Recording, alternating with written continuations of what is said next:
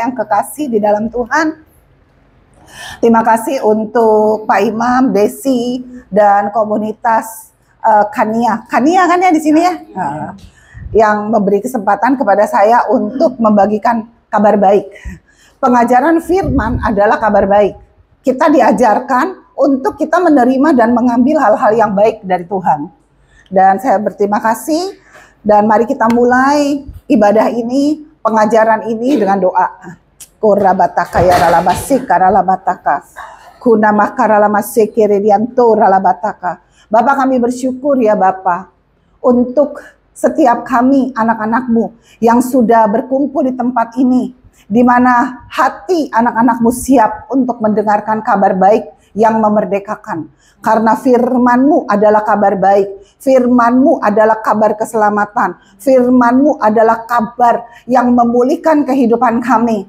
Oleh sebab itu ya Bapak, biar pengurapan-Mu menguasai setiap anak-anak-Mu di tempat ini, untuk mereka boleh menerima, mereka boleh mengambil segala sesuatu yang sudah Engkau sediakan kepada kami.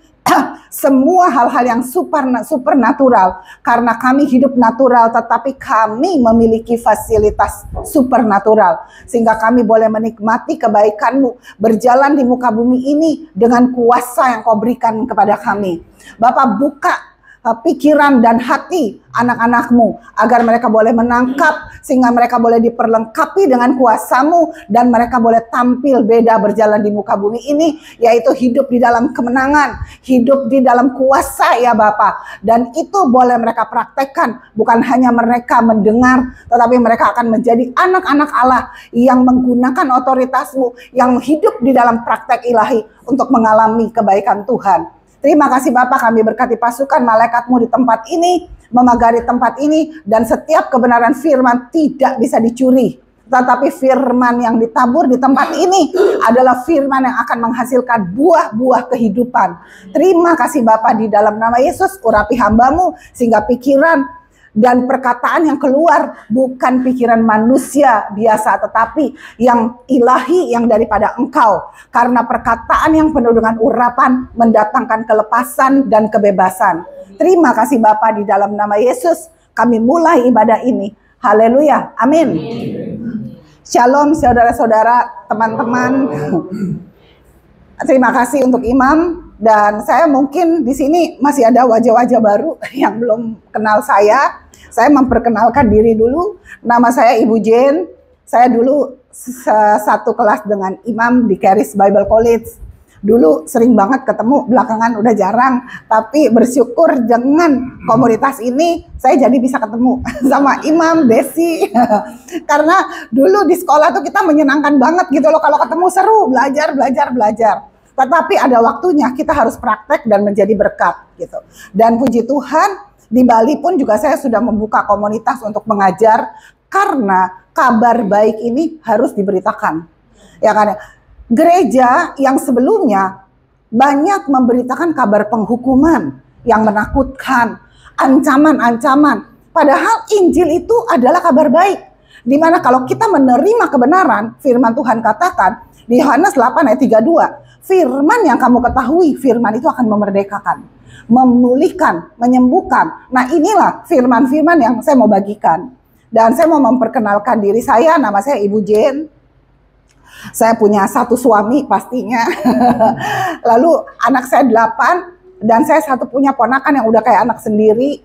Dan saya punya cucu 3. Saya tinggalnya di Bali dan di Jakarta, tetapi lebih sering di Bali daripada di Jakarta. Jadi puji Tuhan, saya mengambil waktu make time untuk dapat melayani di tempat ini. Puji Tuhan, dan itulah saya yang diundang oleh Imam ke tempat ini.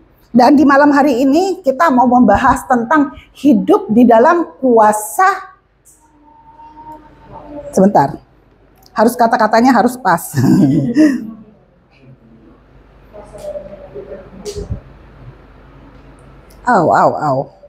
Bentar ya.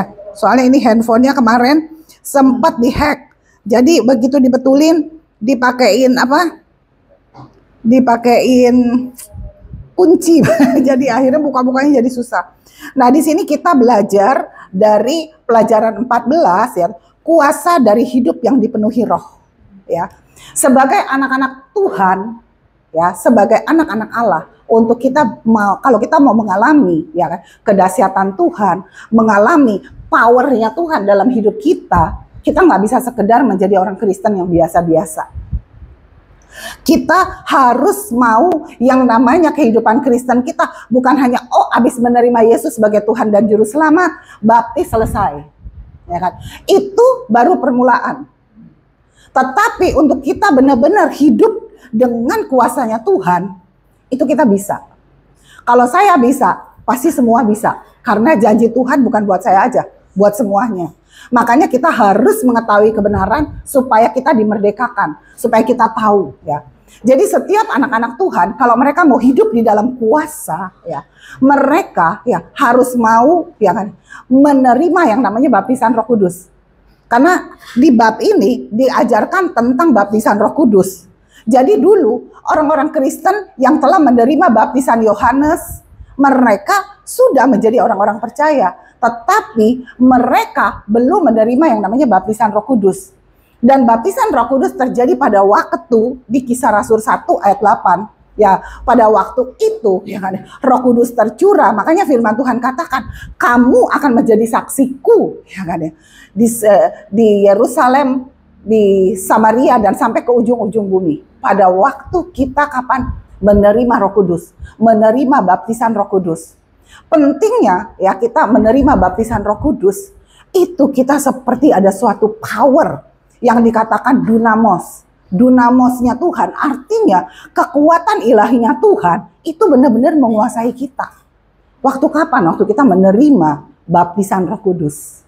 Ya, saya sungguh-sungguh merasakan waktu saya dibaptis Roh Kudus, itu rasanya tuh ada sesuatu yang dari dalam tuh yang meluap-luap, ya kan? Meluap-luap mencari Tuhan, ya kan? Gampang itu menerima segala sesuatu yang ilahi. Gampang menerima yang namanya pewahyuan, dan gampang, dan bukan hanya sekedar itu aja, Roh Kudus yang adalah yang membaptis kita, karena yang membaptis kita dengan Roh Kudus bukan manusia. Makanya kita harus benar-benar berseru kepada Tuhan, ya kan, untuk Tuhan, ya kan, aku mau dibaptis Roh Kudus. Karena waktu kita dibaptis Roh Kudus, kita akan hidup dengan kuasa. Enak nggak tuh kalau kita hidup dengan kuasa? Dukun-dukun aja kepengen. Kalau kita anak Tuhan, nggak mau, bodoh banget. Dukun-dukun aja ngeliat ya di alam roh, kita anak-anak Allah yang dipenuhi Roh Kudus itu beda. Kita nggak bisa disantet, kita nggak bisa disihir. Itu fakta loh, di mana-mana kesaksian dukun-dukun yang bertobat. Kenapa? Mereka ngerjain orang Kristen, tapi mereka nggak bisa. Karena apa? Ada powernya Tuhan, ada kuasanya Tuhan di dalam kita. Kekristenan harus membangun subconscious yang baru. Ya, artinya kesadaran akan jati diri kita yang baru. Jadi waktu kita menerima Roh Kudus, ya kan, firman-Nya kamu akan menjadi saksi. Makanya waktu baptisan Roh Kudus belum ada, mereka diajarkan untuk tunggu, sabar, ya kan ya. Kenapa? Pelayanan yang disertai kuasa Roh Kudus adalah pelayanan yang powerful. Makanya iblis berusaha menipu nih gereja-gereja. Supaya apa? Ya kan? Supaya mereka, pelayanan mereka biasa-biasa aja. Dan kalau pelayanan kita biasa-biasa aja, orang-orang nggak melihat bagaimana kuasa Tuhan bekerja di kita, ya mereka juga biasa-biasa aja. Tapi kalau kita dipenuhi Roh Kudus, ya kan, kita mengalami yang namanya powernya Tuhan, kita mengalami kuasa Tuhan, kita merasakan yang namanya hadirat Tuhan ada di kita, kita merasakan karena ada Yesus. Karena waktu kita menerima baptisan Roh Kudus, kita lebih lagi merasakan yang mana di dalam kita, ya kan, ada sesuatu, ada power, ya kan. Kita merasakan I am anointed. Makanya kita jangan sampai ketipu sama iblis. Karena di mimbar dulu orang tuh dengan bangga, Tuhan katanya, pakai aku yang tidak ada apa-apanya kok pakai. Itu semua tipuan iblis. Ya kan? Karena di mulut kita kan ada kuasa. Kalau kita berkata, saya nggak ada apa-apanya, jadilah seperti apa yang kita ngomong. Firman Tuhan bilang, apa yang kamu katakan di hadapanku, itu yang aku lakukan. Nah, itu bagian dari tipu daya iblis supaya anak-anak Tuhan menjadi nggak ada apa-apanya. Kita yang penuh Roh Kudus akan membukakan. You are anointed. Setiap kita adalah anak-anak Allah yang diurapi, dan itu yang harus kita terima. Ya kan? Firman Tuhan katakan kita menerima Yesus sebagai Tuhan dan Juru Selamat, kita dikembalikan keserupaan kita dengan Tuhan. Ya, kita menjadi anak-anak Allah yang seperti Kejadian 1 ayat 26, yang dulu telah terpisah dari Tuhan, dipulihkan menjadi keserupaannya kembali lagi. Nah, kalau Yesus diurapi, dan kita, firman Tuhan katakan Yesus diurapi karena kita serupa segambar dengan Yesus. Kalau Yesus diurapi, kita pun diurapi. Jadi kita nggak usah memiliki kerendahan hati palsu yang akhirnya memperkatakan hal yang salah, sehingga itulah yang terjadi dalam hidup kita. Nah, kunci daripada kita memahami jati diri kita harus baca firman, ya kan, disertai dengan urapannya Tuhan. Urapan itulah yang mengajarkan kita, sehingga kita nggak jadi anak-anak Allah yang bodoh. Kita punya kuasa menginjak ular dan kalajengking. Firman Tuhan bilang, sesungguhnya aku telah memberi engkau kuasa untuk menginjak ular dan kalajengking. Apa sih ular dan kalajengking? Penyakit, kemiskinan, kegagalan, kekacauan. Kita punya kuasa. Dan semua itu bisa bekerja. Kuasa dunamosnya Tuhan bekerja. Waktu kapan? Waktu kita dibaptis Roh Kudus. Makanya waktu anak-anak Allah menerima baptisan Roh Kudus, mereka benar-benar menjadi orang yang berbeda. Powernya Tuhan nyata, ya, hikmatnya Tuhan berbeda, kehausan dan kelaparannya berbeda, gregetnya sama Tuhan beda. Yang saya rasakan seperti itu. Saya percaya orang lain pun merasakan hal yang sama. Waktu mereka menerima baptisan Roh Kudus, mereka sungguh-sungguh menjadi manusia baru yang berbeda. Kalau kita mau mengambil segala sesuatu yang supernatural, ya, itu caranya yaitu dengan rohnya Allah yang supernatural.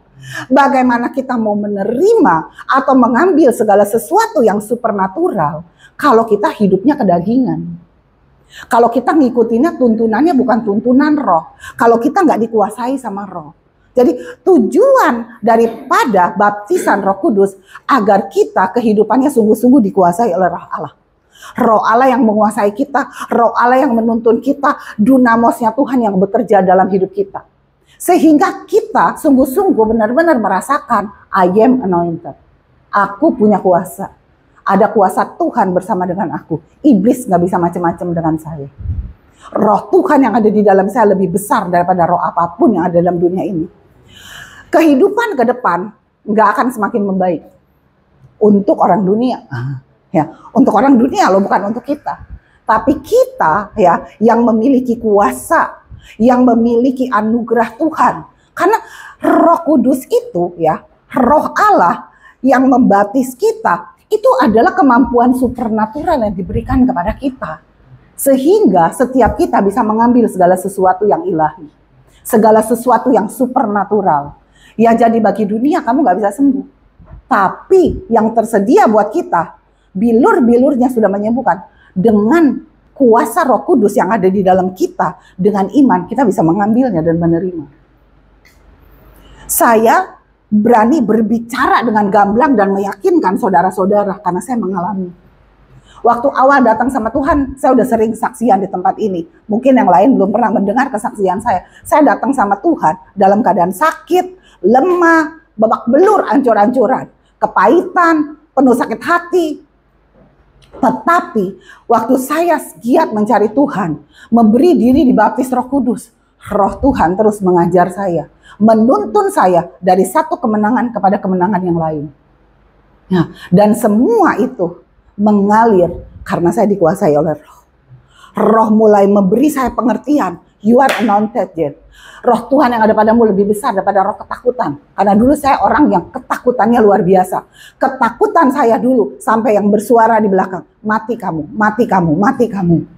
Tetapi dengan kuasa Roh Kudus yang saya yakin waktu saya dibaptis Roh Kudus, saya menjadi orang yang punya keberanian untuk menaklukkan semua bentuk ketakutan apapun.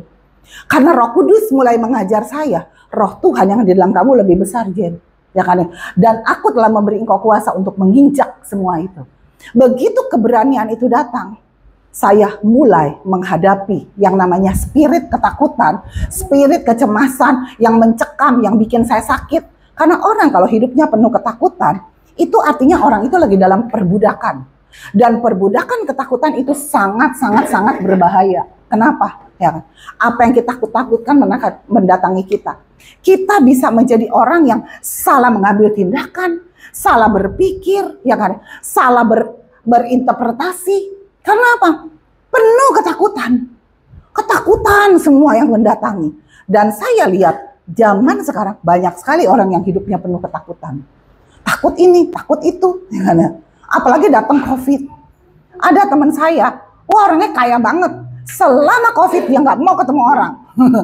Rumahnya tuh jadi lihatnya dari jauh. Nah, punya uang kalau kita hidup di dalam ketakutan, apa gunanya? Nggak ada gunanya. Hidup merdeka itu nyamannya luar biasa. Hidup tanpa takut nikmatnya luar biasa. Nggak takut sakit, nggak takut miskin. Karena makin kita memahami, ya kan, Tuhan kita siapa, melalui tuntunan Roh Kudus, melalui hikmat Roh Kudus, karena kita dipenuhi Roh Kudus. Tanpa dipenuhi Roh Kudus, kita nggak akan mendapatkan pengertian-pengertian ilahi. Hanya kalau kita dikuasai oleh Roh, ya, dengan baptisan Roh Kudus, baru kita bisa mendapatkan, bukan sekedar pencerahan, tetapi benar-benar mendapatkan pewahyuan. Nah, pewahyuan akan siapa kita di dalam Tuhan. Pewahyuan kasihnya Tuhan seperti apa. Makin saya memahami betapa panjang lebar dalam kasih Tuhan, saya semakin mudah mempercayai janji Tuhan. Dan semakin kita percaya sama Tuhan, percaya sama setiap janjinya, hidup tidak ada lagi ketakutan. Jadi kalau saudara-saudara mungkin di sini masih ada yang suka ragu, takut, terus bangun pemahaman betapa panjang lebar dalam kasih Tuhan. Karena kalau dia mengasihi kita, dia nggak akan membawa kita ke tempat yang berbahaya. Kalau kita percaya dia mengasihi kita, dia nggak akan membuat kita celaka. Karena kalau kita takut celaka, malah celaka. Kalau kita takut miskin, malah miskin. Karena itu jalannya iblis. Apa yang kita takutkan, itu yang mendatangi. Apa yang kita cemaskan, itu yang menimpa kita. Nah, hal-hal ketakutan, kecemasan apapun hanya bisa ditaklukkan dengan kuasa Roh Kudus yang ada di dalam kita. Nggak ada cara lain. Karena semua itu hanya bisa kita injak-injak dengan pemahaman saya dikuasai roh. Roh Allah dalam saya lebih besar daripada roh apapun yang ada dalam dunia ini. Saya tidak takut terhadap apapun juga. Tuhan beserta saya. Siapa yang bisa melawan saya? Saya tidak bisa dikalahkan oleh apapun juga. Janji Tuhan, saya lebih daripada pemenang. Iman seperti itu ya akan mendatangi kita. Bukan dengan sekedar mengerti aja, tetapi disertai dengan urapan yang namanya Roh Kudus. Dan kuncinya adalah baptisan Roh Kudus. Waktu saya belum dibaptis Roh Kudus, saya tolong melulu sama Tuhan. Tuhan tolong, ya kan ya. Oh ngemis, sujud, tolong. Sepertinya gak ada pertolongan.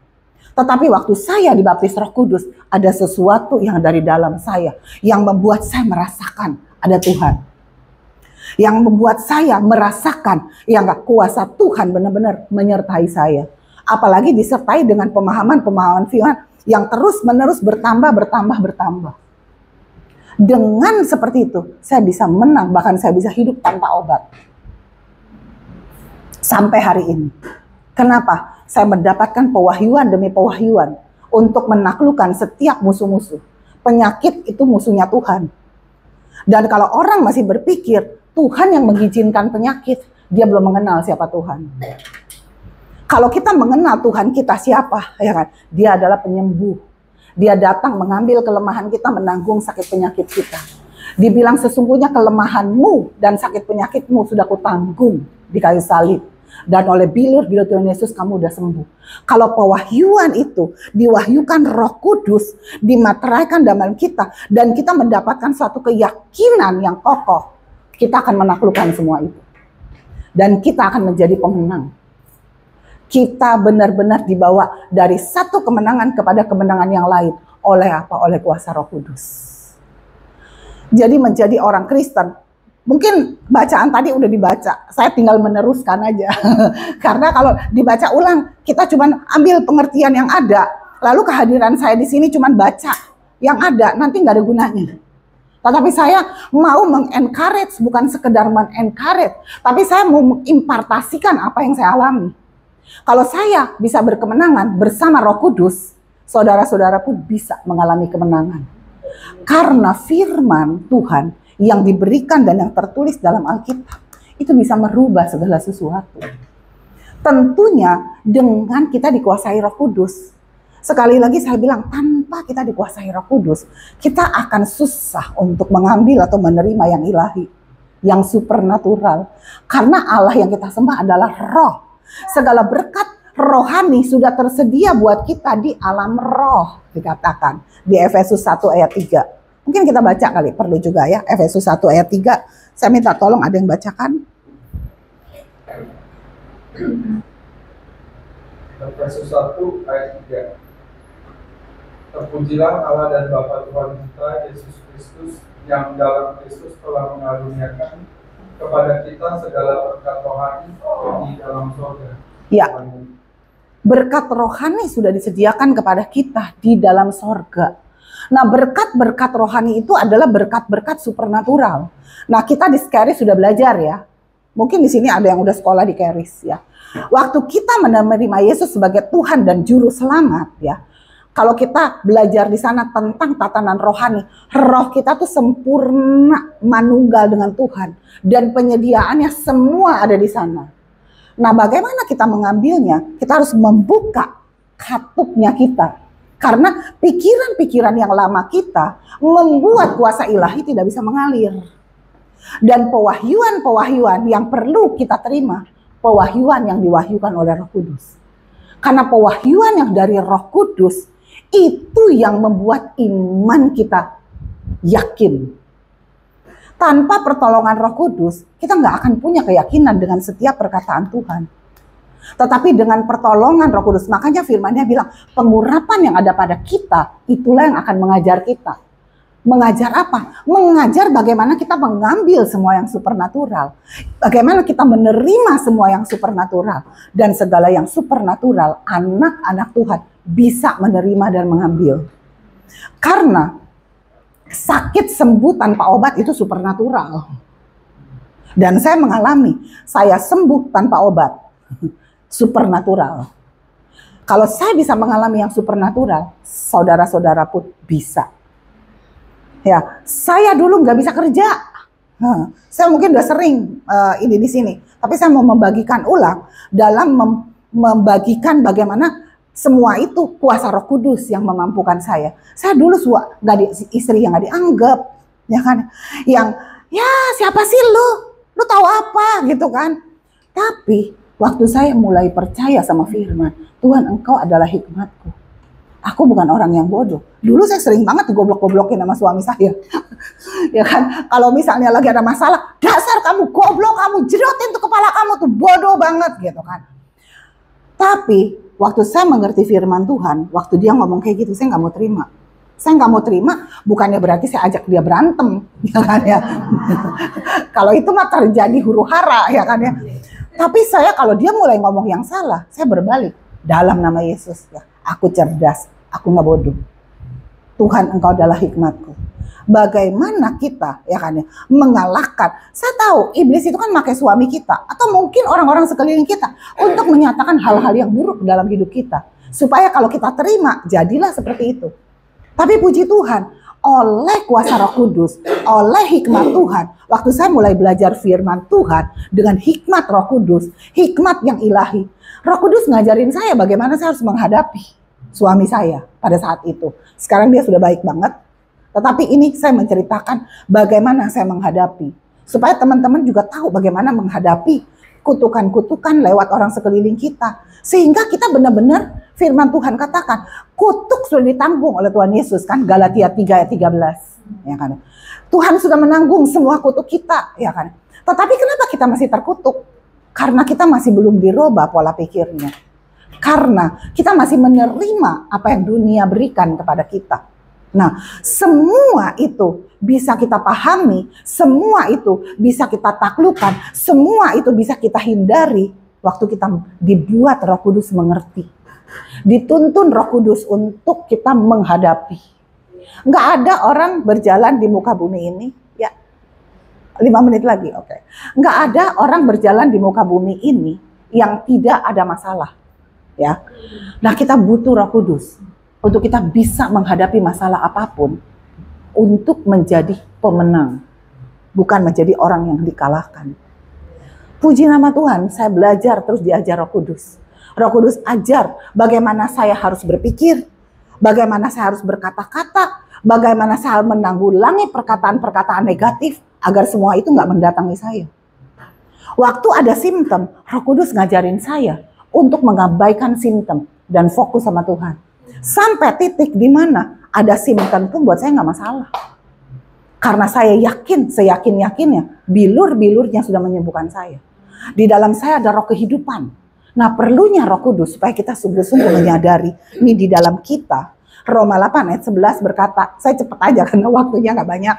Roma 8 ayat 11 berkata, yang ada roh yang membangkitkan Yesus dari antara orang mati, yang ada di dalam kita, menghidupkan tubuh kita yang fana. Ya, merestorasi tubuh kita, ya, meregenerasi sel-sel jaringan organ tubuh kita. Itulah Roh Kudus. Nah, dengan pengertian-pengertian seperti itu masuk sungguh-sungguh ke dalam pikiran jiwa saya oleh pertolongan apa? Roh Kudus. Karena saya minta selalu dikuasai Roh. Sehingga keyakinan yang teguh akan Roh Tuhan yang ada di dalam saya lebih besar daripada roh apapun yang ada dalam dunia ini. Itu benar-benar menjadi rema. Dan firman Tuhan berkata, roh yang membangkitkan Yesus dari antara orang mati ada dalam saya. Menghidupkan seluruh jaringan organ tubuh saya. Saya tidak akan mati, tetapi roh kehidupan menghidupkan seluruh jaringan organ tubuh. Waktu kita sungguh-sungguh yakin ada roh kehidupan yang menguasai kita dan dia menghidupkan seluruh jaringan organ tubuh kita, nggak mungkin kita nggak sembuh. Kalau mata kita tertuju ke sana dan kita mempunyai keyakinan di sana. Firman yang kita ketahui, firman itu akan memerdekakan kita. Disitulah yang namanya kita mengalami kemenangan demi kemenangan. Mungkin saudara-saudara mengalami masalah, ya. Balikan semua masalah dengan firman dan fokus sama firman. Mungkin ya kan ya, kayaknya nggak masuk di akal nih anak mau berubah, ya kan ya. Tapi ya kan, kalau kita pandang Tuhan nggak ada yang mustahil. Masalah kita mungkin gue bisa nggak nih bayar nih utang segini banyak.